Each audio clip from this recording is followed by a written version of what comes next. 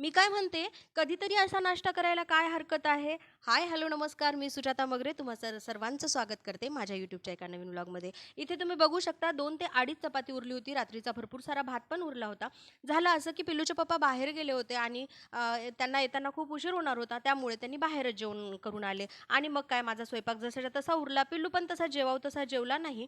म्हणून एवढा सगळा स्वयंपाक उरल्याच्या नंतर आता मी काय करावं? मग मी म्हटलं, की सकाळी चला नाश्त्यामध्ये याच्यापासूनच काहीतरी बनवावं. त्यासाठी आता इथे मी चपाती घेतलेली आहे. चपातीचे बारीक-बारीक तुकडे करून घेतले आणि ते आहे ना तुकडे एकदम म्हणजे बारीक करायचे, जेणेकरून ते तेलामध्ये चांगले फ्राय झाले पाहिजे आणि हे भात आहे तो हाताने असा फोडून घ्यायचा. हाताने फोडून घेतल्याच्या नंतर होते असं, की या भाताला पण मीठ, मिरची सगळं व्यवस्थित लागते आणि तेलामध्ये चांगलं परतलं जाते. त्यामुळे भात पण मी चांगला असा मस्त मस्त फोडून घेत आहे. आता भात पण फोडून झालेला आहे. चपाती पण इथे बघू शकता तुम्ही चांगली बारीक झालेली आहे.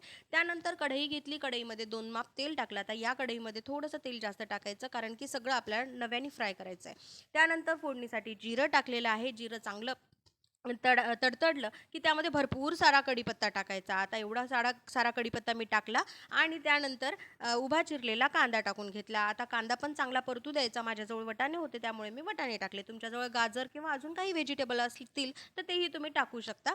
थोडंफार चेंज म्हणून नाश्त्यामध्ये एखादा ट्विस्ट द्यायला काहीही हरकत नाही.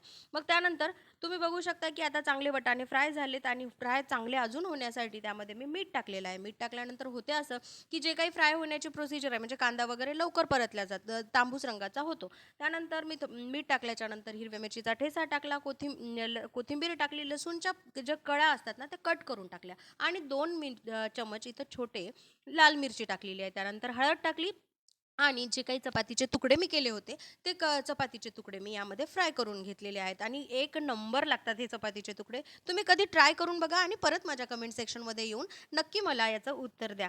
आता हे चपातीचे तुकडे चांगले फ्राय झाल्याच्या नंतर भात टाकायचा आणि लक्षात ठेवायचं, की चपातीचेच तुकडे पहिल्यांदा टाकायचे, त्यानंतर भात टाकायचा.